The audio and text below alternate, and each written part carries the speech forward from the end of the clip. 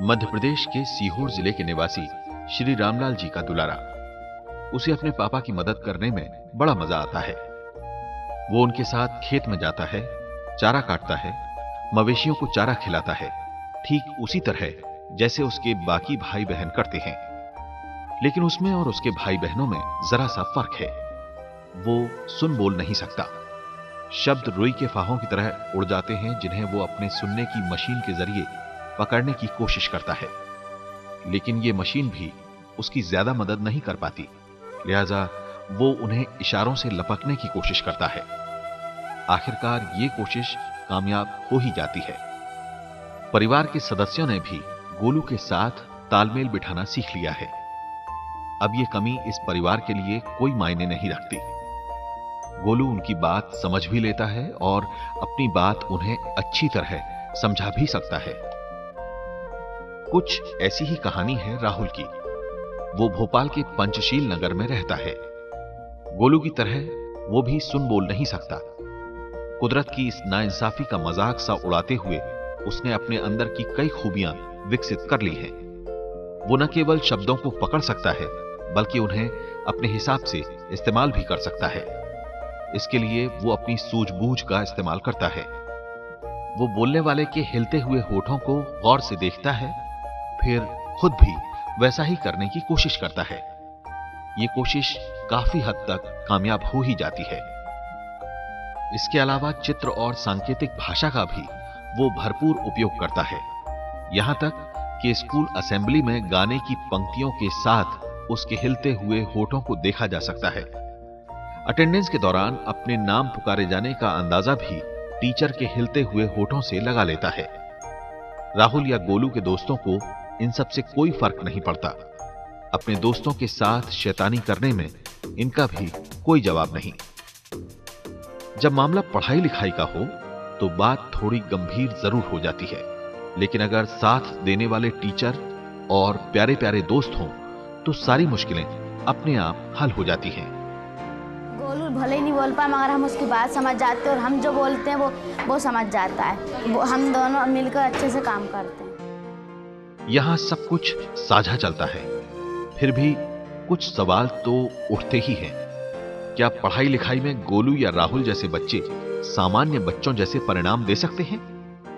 आम बच्चों के साथ इन्हें भी पढ़ाने वाले टीचरों के विचार हमारी पहले से बनी धारणा को बिल्कुल गलत साबित कर देते हैं। गोलू मेरे स्कूल का नाम रोशन करेगा, इसीलिए शायद आया हो मेरे यहाँ। काम पूरा करता है, जो अपन उसको बताते हैं वो लिख के दिखाता है।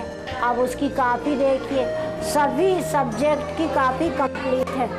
जो बच्चे हैं उनके साथ वो भी अच्छे तरह से पिकअप कर लेता है और अच्छे से पढ़ लेता है और कोई हमको परेशानी नहीं है। वैसे पढ़ाई से लेकर क्लासरूम का माहौल बनाने तक में टीचर्स की महत्वपूर्ण भागीदारी होती है। गोलू और राहुल उन खुशकिस्मत बच्चों में से हैं जिन्हें सहयोगी टीचर मिले। इनके टीचरों को अच्छी तरह मालूम है कि ऐसे बच्चों को समझाने का सही और सटीक तरीका क्या है। उनकी भूमिका क्लासरूम तक ही सीमित नहीं है। वो खेलकूद के दौरान भी बराबर बच्चों के साथ रहती है। उन्हें मालूम है बच्चों के दल में सभी शरारती हैं। खेल के दौरान दुर्घटना की संभावना बनी रहती है, खासतौर पर तब जब सुनने बोलने में अक्षम गोलू जैसा बच्चा शरारत में सबसे आगे हो। टीचर की ये चौकसी अक्सर ऐसे जोखिम भरे अवसरों को टाल देती है। खेलकूद, पढ़ाई लिखाई के अलावा हर उम्र की कुछ जिम्मेदारियां भी होती हैं और गोलू उन्हें बखूबी निभाता है। गोलू इन दोनों बच्चों का सयाना और समझदार चाचा है। ये तीनों एक ही स्कूल में पढ़ते हैं, लिहाजा चाचा जी की जिम्मेदारी बनती है कि इन्हें सुरक्षित घर तक ले जाएं। गोलू चाचा को इस काम में भी परेशानी नहीं आती। बड़े मजे से दोनों बच्चों को साइकिल पर बिठाते हैं और चल पड़ते हैं घर की ओर। घर पहुंचने पर भी इनकी जिम्मेदारी खत्म नहीं होती। अपने साथ साथ यूनिफॉर्म बदलने में छोटे भतीजे की भी मदद करनी पड़ती है और बाकी सारे जरूरी कामों के बाद बारी आती है होमवर्क की। इसके लिए बड़े भाई साहब तो हैं ही, कुछ ऐसा ही चल रहा है राहुल के घर। स्कूल से वो वापस आ चुका है, लेकिन फौरन पढ़ाई उसे रास नहीं आती। और भी तो कई जरूरी काम है ना। गोलू और राहुल दोनों ही बच्चों के मामले में इनके मूक बधिर होने के अलावा भी कई बातें एक सी हैं। जैसे दोनों ही बच्चे आर्थिक रूप से समर्थ परिवार से नहीं हैं। दोनों के ही माता पिता अशिक्षित हैं, जबकि दोनों बच्चों में इस कमी से जूझने की अनंत संभावना देखी जा सकती है। अगर अशिक्षा और आर्थिक स्थिति आड़े न आए तो ऐसे बच्चों में भी हैरत अंगेज परिणाम देखे जा सकते हैं, जैसा कि सिद्धि के मामले में नजर आता है। सिद्धि के पिता एक कॉलेज में प्रोफेसर हैं, मम्मी स्कूल में पढ़ाती हैं। सिद्धि इनकी इकलौती बच्ची है। हमने जब से वो हुई पैदा, फिर हमको 1 साल में पता चला कि वो सुन नहीं सकती है, तो फिर उसमें हम इधर उधर उसको हर जगह ले गए कि उसका फिर ऑपरेशन करवाया बॉम्बे में। ऑपरेशन महंगा था। उस वक्त परिवार की हैसियत ऐसी नहीं थी कि फौरन ही उसका ऑपरेशन करवा सके, लिहाजा ये परिवार पैसे जोड़ने लगा। सिद्धि की उम्र स्कूल जाने की हो चली थी। उसे स्कूल भेजना जरूरी था। स्कूल वालों की सोच भी वैसी ही निकली जैसा आमतौर पर होता है। जी सर, जब ये जुलाई में इसका एडमिशन आया तो मेरे लिए बोला कि इसको KG2 में रखना है। तो मैंने बोला कि ये बड़ी भी है और एबनॉर्मल में भी आ रही है, तो मैं नहीं पढ़ा पाऊंगी, मैंने साफ मना कर दिया। सिद्धि अब तक 4 साल की हो चुकी थी। खुशकिस्मती से उसके माता पिता के पास ऑपरेशन लायक पैसे भी जमा हो गए। मुंबई में ऑपरेशन के जरिए उसका कॉक्लियर इम्प्लांट किया गया। 1% से ज़्यादा बच्चे जो पैदा होते हैं वो जन्मजात बहरे हो सकते हैं डिफरेंट कंजेनाइटल एनोमलीज के कारण। और ऐसे बच्चों को आमतौर पर सबसे पहले उनकी माँ ही बताती है कि ये बच्चा जो है सही तरीके से सुन नहीं पा रहा है। एक टेस्ट होता है जिसको बोलते हैं OEE या ऑटो एकॉस्टिक इमिशन। ये टेस्ट विदेशों में तो काफ़ी पहले से होता है, हमारे देश में भी अब होने लगा है, जिससे नवजात शिशु का भी हियरिंग का क्या स्टेटस है इसका पता लगाया जा सकता है। आवश्यकता इस बात की है कि ऐसे बच्चों को जो उपचार पद्धति की जाती है जिसको हम कॉक्लियर इम्प्लांट बोलते हैं। कॉक्लियर इम्प्लांट एक ऐसी पद्धति है जिसके द्वारा बच्चे को फिर से आवाज़ की दुनिया में वापस लौटाया जा सकता है। इसके बड़े ही क्रांतिकारी परिवर्तन जो हैं सामने आए हैं और हमारे देश के अंदर प्रतिवर्ष करीब 2000 कॉक्लियर इम्प्लांट होते हैं और बच्चों को जो है फिर से आवाज़ सुनाई देने लग जाती है। आवश्यकता इस बात की कि इसमें देर न की जाए। यह ऑपरेशन अगर 1.5 साल और मैं कहूँ कि अगर 1 साल के पहले भी हो जाए, जब बच्चा लैंग्वेज एक्विजिशन करता है, तब इसके परिणाम बहुत ही कारगर रहते हैं। इस ऑपरेशन के बाद जैसे सब कुछ बदल गया। उम्र के 4 साल सन्नाटों में बिताने के बाद अब वो आवाज को महसूस कर रही थी। ये एक नया अनुभव था। आवाजों को सुन सुनकर वैसी ही ध्वनि निकालना उसका खेल बन गया। हां, उसके पहनावे में एक और चीज जुड़ गई जिसके साथ जल्द ही उसने तालमेल बिठा लिया। धीरे धीरे 1 साल में इतना डेवलप करी है तो आगे भविष्य में हो सकती है। अब स्कूल वालों के विचार भी उसके प्रति बदलने लगे थे। आज वो अपने क्लास की होनहार बच्ची मानी जाती है।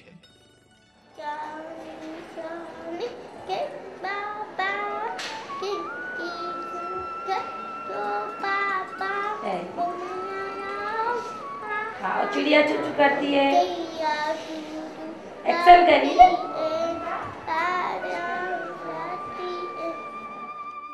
आज सिद्धि के परिवार और स्कूल को पूरी उम्मीद है कि बोलना सीखने की प्रक्रिया जल्द ही पूरी हो जाएगी और कुछ ही दिनों बाद वो बिल्कुल आम बच्चों की तरह बोल पाएगी।